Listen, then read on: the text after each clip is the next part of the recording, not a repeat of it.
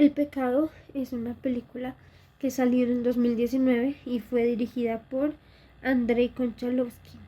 Es una película bastante interesante ya que nos permite ver un poco lo que fue Miguel Ángel en Florencia del siglo XVI, ya que pues nos permite ver cómo eh, él está pintando, pues terminando de pintar la Capilla Sixtina y pues desde ese primer momento vemos como él es una persona con bastantes conflictos tanto internos como externos que contrastan un poco con la idea como idealizada de que él al ser un gran artista pues se convierte como un poco en un ídolo, entonces permite verlo desde un punto más humano también. Entonces, pues es bastante interesante ese punto. Además de esto, pues a él le van ocurriendo unos sucesos, como por ejemplo que la muerte del Papa Julio II lo, lo obsesiona un poco con la búsqueda de el mejor mármol que pudiera encontrar, debido a que pues era importante para la tumba del Papa. Entonces, pues y a su vez también le generó a él como un sentimiento de perfección hacia su trabajo, hacia pues el tema artístico y autoexigencia. Entonces, por ese lado es bastante importante. Además de esto, se le suma el hecho de que dos familias nobles se empezaron a confrontar. Estas eran, eh, estas eran de la Rovere y los Medici.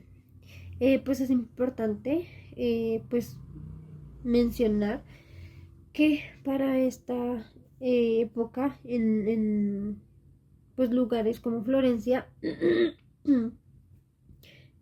pues las gobernaban familias poderosas que tenían influencias políticas y culturales y pues eh, Miguel Ángel al ser como todo un artista fue bastante llamativo debido al poder y el prestigio que emanaba pues.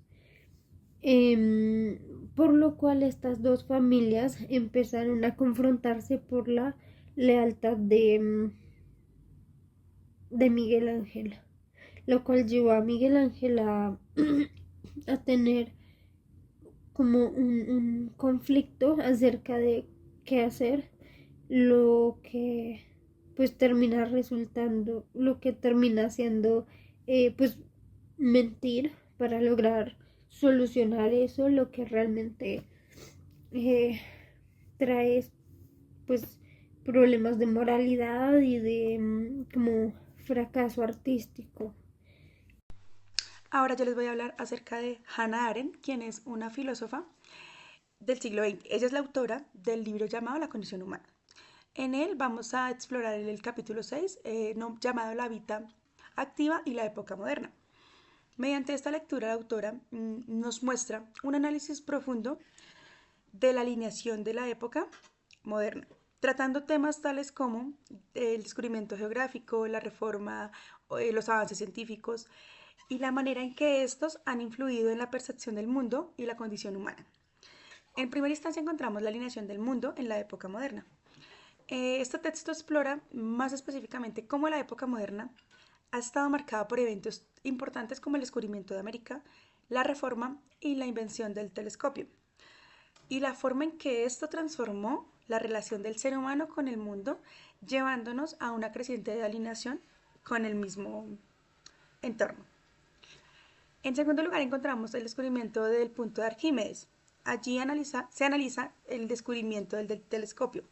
Precisamente a raíz de este descubrimiento se cambia la forma en la cual entendemos y vemos el universo y nuestro lugar dentro del mismo. En tercer lugar encontramos la expropiación de la acumulación de riquezas. Aquí en este apartado se examina precisamente cómo la época moderna ha llevado a la creación de una nueva clase trabajadora y que asimismo esta clase trabajadora ha llegado a transformar la sociedad misma. En cuarto lugar encontramos la pérdida de la fe y la preocupación por el yo. Aquí la autora argumenta cómo la época moderna no solo se ha caracterizado por la secularización, sino que además también ha llevado a una creciente preocupación por el yo y una alineación con el mundo. Allí encontramos la reflexión sobre el individualismo, el consumismo de la sociedad y cómo muchas personas se centran en su propio éxito y en su bienestar material y de cierta manera se descuida las relaciones sociales y el compromiso que se tiene con la comunidad misma.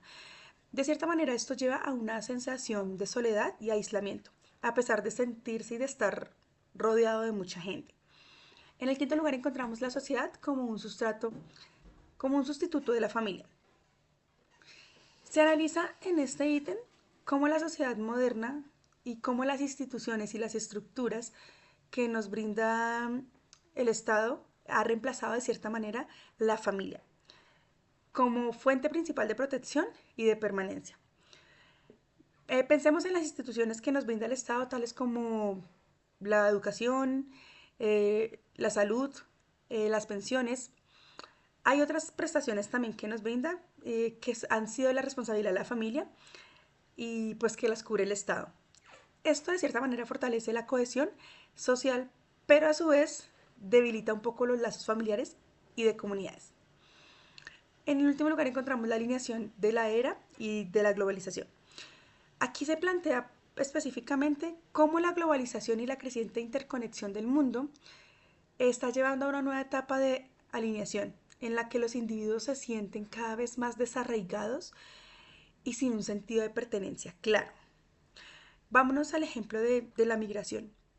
Cuando un migrante o un refugiado sale de su país de origen a otro por buscar una mejor vida, lo cual lo conlleva a una serie de sentimientos de desarraigo, de una pérdida de identidad y de una dificultad quizás para relacionarse e integrarse a una nueva sociedad, ya que el choque de culturas es muy evidente en estos casos. Bueno, ya mis compañeros mencionaron anteriormente de que trataba tanto el libro La vida activa de Hannah Arendt como la película El pecado. Y yo terminaré finalmente mencionando la importancia de estos dos en relación con el Renacimiento, con la época del Renacimiento. ¿Sí? Empecemos por el libro. Como ya se sabe, el Renacimiento y este florecimiento del humanismo fueron fundamentales para la vida activa. La idea de que el ser humano pudiera moldear su propio destino y dejar una huella en el mundo se hizo palpable. Pensemos en las ciudades-estado italianas, centros vibrantes de la vida pública. Aquí la participación ciudadana, el debate y la acción política eran esenciales. Esto refleja la preocupación de Hannah Arendt por la importancia de la esfera pública, un espacio donde la gente, los individuos, se reúnen para hablar acerca de política, acerca de filosofía, de arte, algo que anteriormente no se veía, era un tabú. Esos espacios son la encarnación de la vida activa, en acción. Por otro lado, la película El pecado, al retratar historias como la de Miguel Ángel, nos ofrece una ventana a la intensa individualidad y ambición que caracterizaron a muchos renacentistas. Vemos en esta la lucha por la excelencia, el deseo de crear obras maestras que trascendieran en el tiempo. Pero asimismo vemos la tensión entre la creatividad y las limitaciones humanas. Miguel Ángel es la prueba de esto. Luchó con la presión de sus mecenes, las dificultades técnicas de su trabajo y sus propias dudas. Bueno, finalmente el Renacimiento fue un periodo de vida activa, donde la acción humana y la participación en la esfera pública eran cruciales. Y la película El pecado nos muestra la complejidad de la condición humana en este contexto, con su mezcla de ambición, creatividad y fragilidad, como Arendt nos recuerda. La acción humana siempre está sujeta a la imprevisibilidad y las consecuencias no deseadas. El Renacimiento, con su fascinante mezcla de logros y luchas, es un testimonio de esta verdad.